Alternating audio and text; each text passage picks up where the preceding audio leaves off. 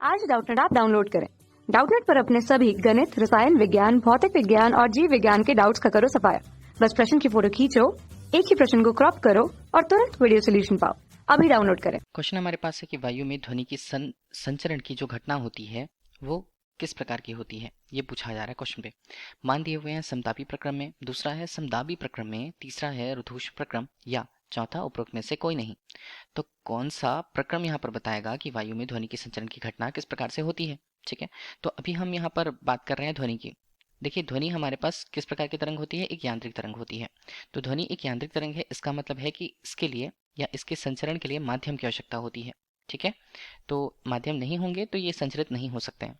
तो माध्यम के रूप में अलग अलग माध्यम होते हैं, जैसा कि बोला गया है कि वायु में। देखिए, अब ध्वनि जो है कहीं भी अगर संचरित होती है तो ध्वनि का संचरण जो होता है वो किस तरह से होता है, वो अनुदैर्ध्य रूप में होता है। अनुदैर्ध्य रूप का मतलब ये होता है कि उसमें जो माध्यम के कण होते हैं वो तरंग संचरण की दिशा के अनुदिश ही कंपन करते हैं, किन्हीं अनुदैर्ध्य तरंगों में। ठीक है, तो किन्हीं अनुदैर्ध्य तरंगे अगर हमें मिलती हैं, अनुदैर्ध्य तरंगों में जो माध्यम के कण हैं कंपन करते हुए उनकी स्थिति अगर पास पास होती है तो हम उसे संपीड़न की स्थिति कह पाते हैं, और अगर वो दूर दूर होते हैं तो उसे हम बोलते हैं विरलन की स्थितियां। ठीक है, तो इस तरह से कंपित होते हुए मतलब संपीड़न की अवस्था में, विरलन की अवस्था में ये क्रमागत रूप से संपीड़ित और विरलित होते हुए ये आगे बढ़ते हैं तरंग संचरण की दिशा के ही अनुदिश। ठीक है, तो इस प्रकार से जो ध्वनि है वो किसी माध्यम में संचरित हो पाती है। अब यहाँ पर माध्यम के रूप में बात की गई है वायु की। वायु को हम गैसीय माध्यम भी कह सकते हैं। तो किसी गैसीय माध्यम में अगर हम वायु की तरह लेकर के ध्वनि की संचरण देखें, सबसे पहले न्यूटन ने अपने सूत्र के आधार पर बताया, जिसे हम न्यूटन का सूत्र कहते हैं। उन्होंने वेग का किस तरह से वो संबंधित होते हैं ये बताया। तो उन्होंने बताया कि वेग v का जो मान होता है, ठीक है, मतलब जो ध्वनि का वेग है वायु में वो किस पर निर्भर करता है, p बटे स्मॉल डी के रूप में। अब p हमें क्या बताएगा, p हमें देखिए गैसीय अवस्था के लिए प्रत्यास्थता गुणांक के मान को बताता है। तो गैसीय अवस्था अगर होती है तो उसके लिए प्रत्यास्थता गुणांक को हम कहते हैं आयतन प्रत्यास्थता गुणांक। ठीक है, तो आयतन प्रत्यास्थता गुणांक और साथ ही यहाँ पर जो डी है वो वायु के लिए उसके या माध्यम के लिए उसके घनत्व को प्रदर्शित करता है। तो इस तरह से न्यूटन के सूत्र के अनुसार किसी माध्यम में, जैसे कि गैसीय माध्यम है, तो गैसीय माध्यम में जो ध्वनि का वेग है वो आयतन प्रत्यास्थता गुणांक और घनत्व पर निर्भर करता है।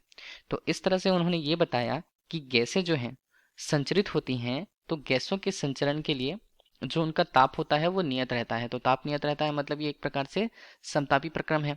ठीक है, तो उन्होंने ये बताया न्यूटन ने अपने नियम के अनुसार कि संचरित जब भी होती है ध्वनि तरंगे संपीड़न की अवस्था में और विलन की अवस्था में, संपीड़न की अवस्था में कह सकते हैं कि जो गैसीय अणु होते हैं, माध्यम जो होते हैं, माध्यम के कण जो होते हैं वो संपीड़ित एक ही अवस्था पर होते हैं जहां ऊष्मा का मान ज्यादा होता है, और वहां पर ऊष्मा को बाहर या ऊष्मा को उत्सर्जित करने की आवश्यकता होती है। ठीक है, तापमान को समान करने के लिए, जैसे कि समतापी प्रक्रम न्यूटन ने अपने नियम के आधार पर बताया। ठीक है, और इसी तरह विलयन की प्रक्रिया में जब कण, माध्यम के कण काफी दूर दूर होते हैं तो उन्हें ऊष्मा अवशोषित करने की आवश्यकता होती है समतापी प्रक्रम या ताप को समान बनाए रखने के लिए।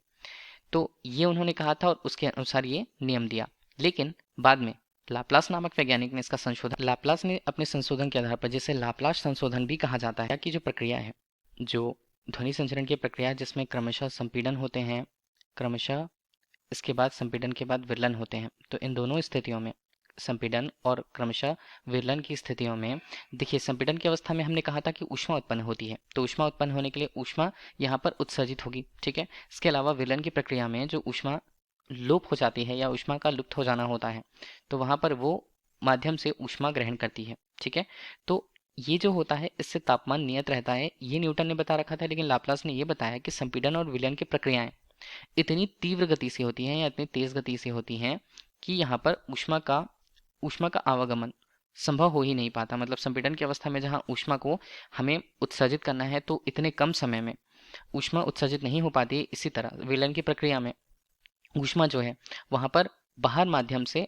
अंदर की तरफ नहीं आ पाती है या माध्यम के कणों तक नहीं आ पाती है। ठीक है, तो ये प्रक्रिया एक तरह से क्या हुई, जब ऊष्मा यहाँ पर आ ही नहीं पा रही है, ऊष्मा का आवागमन नहीं हो रहा है, तो ऊष्मा का आवागमन अगर शून्य है तो वो प्रक्रिया कहलाती है रुद्धोष्म प्रक्रम। ठीक है, तो इस तरह से लाप्लास ने अपने संशोधन के आधार पर बताया कि जो तरंग संचरण की प्रक्रिया है वो रुद्धोष्म प्रक्रम होती है।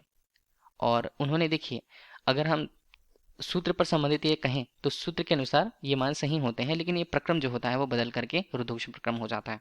ठीक है, तो यहाँ पर अभी हम सूत्र को देखें तो वो क्या बनेगा, ध्वनि संचरण का जो वेग रहेगा वो वर्गमूल के रूप में ये बनता है गामा पी बटे रो के रूप में, गामा पी बटे डी के रूप में या रो के रूप में। ठीक है, बाकी सारे पद तो वही हैं, लेकिन यहाँ पर कोई नया चीज आ रहा है, वो क्या है, वो है गामा। गामा क्या बताता है, विशिष्ट ऊष्माओं के अनुपात को उस गैस के लिए। क्यों, क्योंकि रुद्धघोष प्रक्रम यहाँ पर हो रहा है। ठीक, तो रुद्धघोष प्रक्रम है, इसका मतलब है विकल्प सी। तो विकल्प सी क्वेश्चन का सही आंसर है। Thank you. कक्षा 6वीं से 12वीं से लेकर नीट, IIT, JEE वो एडवांस के लेवल तक 1 करोड़ से ज्यादा छात्रों का भरोसा। आज ही डाउनलोड करें डाउटनेट ऐप या व्हाट्सएप करें अपने सारे डाउट्स 8400 400 400 पर।